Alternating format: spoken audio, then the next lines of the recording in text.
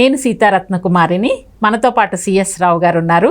ఈ రోజున వారణాసిలో ప్రధాని నరేంద్ర మోడీ గారు నామినేషన్ వేయడానికి వెళ్ళిన సందర్భంలో ప్రత్యేకంగా చంద్రబాబు నాయుడు గారు పవన్ కళ్యాణ్ గారికి ఇన్విటేషన్ వచ్చింది, వాళ్ళు వెళ్ళారు. అంటే దీన్ని ఏ విధంగా చూడాలి అనేది మనం సిఎస్ రావు గారిని అడిగి తెలుసుకుందాం. నమస్తే రావు గారు. నమస్తే సార్. ఇప్పుడు చంద్రబాబు నాయుడు గారు పవన్ కళ్యాణ్ వారణాసికి వెళ్ళారు. ఇంతకు ముందు కూడా వాళ్ళు అలయన్స్లో ఉన్నప్పుడు ఎప్పుడు కూడా వెళ్ళలేదు. కానీ ఈసారి ఎందుకు వెళ్ళారు? దీని వెనకాల అంతరార్థం ఏంటి? అంటే దీన్ని ఏ విధంగా చూడొచ్చు? మోడీ గారి నామినేషన్కి వీళ్ళిద్దరు వెళ్ళడాన్ని ఏ విధంగా చూడొచ్చు, ముఖ్యంగా చంద్రబాబు నాయుడు గారిని? సో ఒకటి దీన్ని ఏంటంటే మనం కొన్ని కోణాల నుంచి కనుక చూస్తే, ఇంతకుముందు ఎప్పుడు కూడా వారణాసిలో నామినేషన్ వేసేటప్పుడు చంద్రబాబు నాయుడు పవన్ కళ్యాణ్ పిలిచినట్టు దాఖలాలు లేవు. ఈవెన్ 2014లో కూడా కూటమి ఉంది, అప్పుడు కూడా పిలవలేదు. సో కానీ ఈసారి వాళ్ళు పిలవడం, అది కూడా పోలింగ్ జరిగిన మరుసటి రోజు పిలవడం, వెరీ నెక్స్ట్ డే అంటే డెఫినెట్ గా వాళ్ళ దగ్గర ఇంటెలిజెన్స్ రిపోర్ట్ అయితే ఉంటుంది.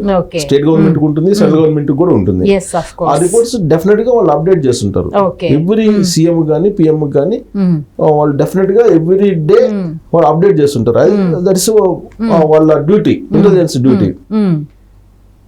వీళ్ళు ఇక్కడ బలంగా ఉన్నారు, డెఫినెట్ గా బలంగా ఎంపీలు వచ్చే అవకాశం ఉంది అనుకుంటున్న స్థాయిలో అనేటువంటి యాంగిల్లో కొంచెం ఇంకా దగ్గరగా తీసుకోవాలి అనేది ప్రయత్నం ఒకటి. అంటే ఉత్తరాదిలో తగ్గుతుంది, ఇక్కడ సౌత్ లో పెరిగితే కనుక చంద్రబాబు నాయుడు గారు టీడీపీకి ఎక్కువ సీట్లు వస్తే బెనిఫిట్ ఉంటుందని అనుకోవచ్చా? అది ప్రధానమైన ఉద్దేశం అంటారా మోడీ గారికి? డెఫినెట్ గా, ఎందుకంటే నార్త్ లో జరిగినటువంటి పోలింగ్ సినారియో వాళ్ళు ఏదైతే అనుకున్నారో ఆ స్థాయిలో లేదు అనేది వాళ్ళకు ఉన్నటువంటి ఇన్ఫర్మేషన్ అని వాళ్ళు ఢిల్లీ వర్గాల్లో బాగా చర్చ నడుస్తుంది.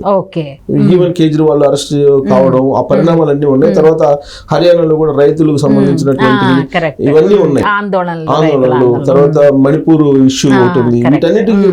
వీటన్నిటితోటి సైలెంట్ గా ఏదో జరిగింది అనేటువంటి ఒక ఇండికేషన్ అయితే వాళ్ళకు ఉంది. ఈవెన్ ఇవాళ వారణాసిలో నామినేషన్ వేసిన సందర్భంగా నరేంద్ర మోడీ మాట్లాడుతూ కూడా తను బొంగురు పోయినటువంటి గొంతుతోటి మాట్లాడారు. ఆ వీడియో కూడా వైరల్ అవుతుంది. ఆయన అంటే ఏడ్చినట్టు సోషల్ మీడియాలో చాలా వైరల్ అవుతుంది. అంటే భావోద్వేగంతో అలా అయిందా, నిజంగానే ఆయన ఓడిపోతాం అనేటువంటి ఒక రకమైనటువంటి నైరాశ్యంతో ఆ విధంగా అన్నారా అని తెలియదు. కానీ మొత్తం మీద ఆయన వాయిస్ లో మాత్రం చేంజ్ ఉంది.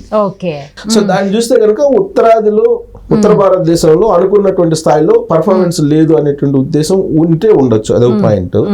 రెండు, దక్షిణ భారతదేశంలో ఎంతో కొంత వాళ్ళు అక్కడ జరిగినటువంటి నష్టాన్ని ఇక్కడ పూడ్చుకోవాలనే ప్రయత్నం చేస్తున్నారు. సో దక్షిణ భారతదేశంలో కానీ ఉత్తర భారతదేశంలో కానీ నేషనల్ స్థాయిలో ఒక ఫిగర్ ఎవరైనా ఉన్నారంటే భారతదేశంలో ఫస్ట్ వినిపించేటువంటి పేరు ఏదంటే చంద్రబాబు నాయుడు. సో కాబట్టి చంద్రబాబు నాయుడిని అటు వారణాసిలో చూపిస్తే దాని కారణంగా పెరిగేటువంటి బెనిఫిట్ ఏంటంటే, మేము బలహీనంగా లేము, మేము దక్షిణ భారతదేశంలో కూడా మేము బలంగా ఉన్నాము, ఒక బలమైన నాయకుడిని అక్కడ చూపించడం ద్వారా మేము దక్షిణ భారతదేశంలో కూడా బలంగా ఉన్నాము. ఒకవేళ ఇక్కడ 10, 20, 30 తగ్గినా గానీ ఉత్తర భారతదేశంలో మేము గవర్నమెంట్ ఫామ్ చేయబోతున్నాము అనేటువంటి ఒక ఇండికేషన్, ఒక సంకేతం బలంగా ఇవ్వడానికి చేసినటువంటి ప్రయత్నంగా మనం తీసుకోవచ్చు. రెండోదాన్ని. మూడేంటంటే, రాబోయేటువంటి రోజుల్లో ఇన్ కేస్ ఎన్డీఏ ప్రభుత్వం ఫామ్ అయినప్పటికీ నరేంద్ర మోడీ ప్రధానమంత్రి అభ్యర్థిగా ఉంటారా ఉండరా అనేటువంటి ఒక చర్చ నడుస్తుంది. ఈవెన్ కేసీఆర్ కూడా ఇచ్చినటువంటి స్టేట్మెంట్ అదే.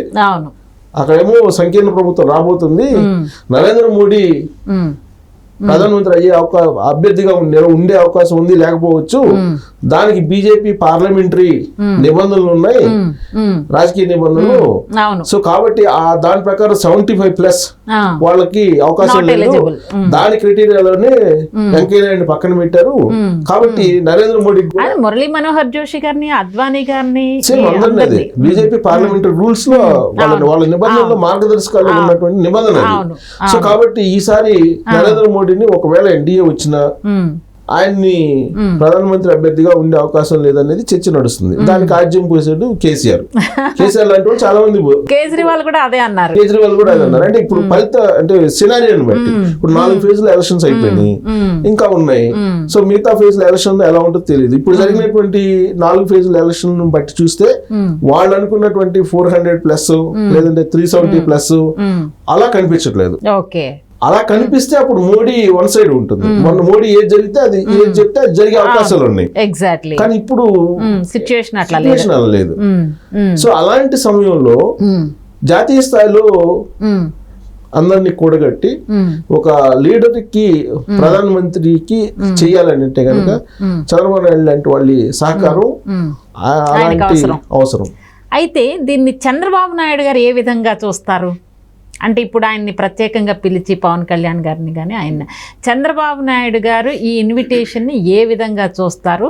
ఒకవేళ భవిష్యత్తులో ఆయన గనక కేంద్రంలో భారతీయ జనతా పార్టీకి అనుకున్న స్థాయిలో వాళ్ళకి సీట్లు రాకపోతే కనుక తెలుగుదేశం పార్టీ జనసేన చక్రం తిప్పగలిగే స్థాయిలో ఉండుంటే కనుక ఏ విధంగా ఆంధ్రప్రదేశ్కి న్యాయం చేయగలరంటే ఏం చెప్తారు? ఇప్పుడు చంద్రబాబు నాయుడు గారిని మనం 2 రకాలుగా తీసుకోవచ్చు. మనం ఈ మధ్య ఒక బుక్ కూడా రాశారు ఒక అతను, చాలా క్యాప్షన్ నచ్చింది. నేను బుక్ చదవలేదు కానీ డీకోడింగ్ బాబు అని, డీకోడింగ్ చంద్రబాబు అని, సిబిఎన్ అని, డీకోడింగ్ సిబిఎన్ అని రాశారు. సో నేను అనుకోవటం మన చంద్రబాబు నాయుడు రాజమండ్రి సెంట్రల్ జైలుకి వెళ్ళిన తర్వాత వెళ్ళక ముందు ఓకే 2 రకాలుగా తీసుకోవచ్చు అనుకుంటున్నాను. వెళ్ళిన తర్వాత 2 రకాలుగా తీసుకోవచ్చు అని నేను అనుకుంటున్నాను. ఆయనతోటి నాకున్న కొంత పరిచయాలు, ఆయన మనసు తెలిసినటువంటి, ఆయన ఆలోచనలు తెలిసినట్టు, మనసు కాదు కానీ ఆలోచనలు తెలిసినటువంటి. మనసు భువనేశ్వరి గారికి తెలుస్తుంది, నాకు తెలియదు కానీ ఆలోచనలు మాత్రం కొంత గ్రహించగలం. అన్ని ఆలోచనలు కాబట్టి కొంతవరకు కేవలం ప్రయారిటీ రాష్ట్ర ప్రయోజనాలకు ఇస్తారని నేను అనుకుంటున్నాను. అంటే ఆయన ఆలోచనలు ఎలా ఉంటాయి అనేది కొంత, మిగతా దాంట్లో ఆయన గతంలో మాదిరిగా, గతంలో ఆయన ఎన్డీఏలో చక్రం తిప్పారు, ప్రధాన ప్రతిపక్షంగా ఉంది తెలుగుదేశం, ఎన్డీఏలో తిప్పారు. అంతకుముందు యునైటెడ్ ఫ్రంట్ ఒకటి ఏర్పాటు చేశారు, అంతకుముందు నేషనల్ ఫ్రంట్, వీటన్నిటిలో ఆయన రోల్ ఉంది. అవును, చాలా సిగ్నిఫికెంట్ రోల్ ఉంది. కానీ ఈసారి ఏ స్టెప్ వేసినా గానీ ఆంధ్రప్రదేశ్ ప్రయోజనాలు, ఆంధ్రప్రదేశ్ అభివృద్ధి ఏది ఉంటే దాని వైపు అడుగులేస్తారని నేను అనుకుంటున్నాను. ఒకవేళ నరేంద్ర మోడీ కాంప్రమైజ్ అవ్వరంటారా? ఫస్ట్ ఇది ఈ క్రైటీరియా పెట్టుకొని వెళ్తారు, ఒక స్టెప్ వేస్తారు అనుకుంటున్నాను నేనైతే. ఇతరత్ర రాజకీయ పరమైనటువంటి కోణాలు కానీ లేదా ఇతర కోణాలు, ఇప్పుడు వ్యక్తిత్వమైనటువంటి సంబంధాల కోణాలు కానీ అవి చూడరని నేను అనుకుంటున్నాను. ఇప్పుడు ఎందుకంటే బీజేపీ ఉంది, బీజేపీలో is very close to Nadda, Gadkari, చాలా మంది. ఆయనకి నేషనల్ లెవెల్లో రిలేషన్స్ బాగా ఉన్నాయి.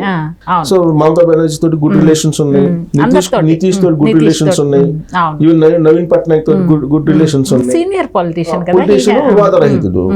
సో కాబట్టి ఏ స్టెప్ తీసుకున్నా రాష్ట్ర ప్రయోజనాలు ఫస్ట్ తీసుకుంటారు అనుకుంటున్నా. నెక్స్ట్ ఇంకా తనకుండేటువంటి ఇష్టాలు కొన్ని ఉంటాయి కదా, లైక్ మైండెడ్ పీపుల్ అనేది దాని వేస్తారు. ఇప్పుడు ఒకవేళ సంక్షోభం వచ్చి నరేంద్ర మోడీయే ప్రధానమంత్రి అవుతారా కారా అనేది వాళ్ళ పార్టీలో ఇంటర్నల్ డెసిషన్. అది ఆ ఇంటర్నల్ డెసిషన్ లో ఈయన అయితే ఇన్ఫ్లుయెన్స్ చేయరు. అవును, దట్స్ దేర్ ఓన్ ఇది కదా పార్టీది, చేయరు. కానీ ఇంతకు ముందు రాజమండ్రి సెంట్రల్ జైలుకి వెళ్ళడానికి ముందు అయితే, అంటే అంతకు ముందు జరిగిన పరిణామాలు, మనం అంతకు ముందు ఎన్డీఏ పరిణామాలు అవి తీసుకుంటే కనుక వాళ్ళ ఇంటర్నల్ ఇష్యూస్ లో కూడా ఇన్ఫ్లుయెన్స్ ఉండేది. బిఫోర్ వాజ్పేయి, అద్వానీ గారు వీళ్ళందరూ ఉన్నప్పుడు వాళ్ళ ఇంటర్నల్ ఇష్యూస్ లో కూడా ఇన్ఫ్లుయెన్స్ ఉండేది. కానీ ఇప్పుడు ఈయన ఇన్ఫ్లుయెన్స్ అక్కడ ఉండదు అనుకుంటున్నాను. అంటే ఇన్ఫ్లుయెన్స్ చేయడానికి ఆలోచన కూడా చేయరు అనుకుంటున్నాను. కరెక్ట్ చేయరు, ఎందుకంటే అప్పుడున్న రాజకీయ పరిస్థితులు వేరు, ఇప్పుడున్న రాజకీయ పరిస్థితులు వేరు. ఇవాళ ప్యూర్ గా 100% రాష్ట్రానికి నరేంద్ర మోడీయా, లేదంటే నరేంద్ర మోడీ కాకపోతే వాళ్ళ ఇంటర్నల్ గా ఏదైనా డెసిషన్ తీసుకుంటే గడ్కరీయా, లేకపోతే వేరే ఇంకా ఇప్పుడు ఉత్తరప్రదేశ్ సీఎం కూడా అనుకుంటున్నారు కదా యోగి ఆదిత్యనాథ్, వాళ్ళు XYZ ఎవరినైనా పెట్టుకొని నాకేంటి నా రాష్ట్రానికి అనేది అడుగుతారు, నా రాష్ట్రానికి ఏంటి అని అడిగి కీ రోల్ పోషిస్తారని చెప్పి నేను అనుకుంటున్నాను. ఓకే, ఇదండి సిఎస్ రావు గారు చెప్పిన సారాంశం ఏంటంటే, చంద్రబాబు నాయుడు గారు లాంటి ఒక టాల్ పొలిటీషియన్ను ఈరోజు వారణాసికి వెళ్తే ఒక బలమైన నేత, సౌత్ నుంచి అంటే దక్షిణ భారతదేశం నుంచి ఒక బలమైన నాయకుడు మోడీ గారి పక్కన ఉండడం, అక్కడ ఒక విధంగా సపోర్ట్ ఉంది మనకి, ఇక్కడ తగ్గినా కూడా మనకు అక్కడ రీప్లేస్ అవుతుంది అనే ఒక సంకేతాన్ని ఇవ్వడంలాగా కూడా మనం చూడొచ్చని అంటున్నారు. థ్యాంక్ యూ సో మచ్ అండి.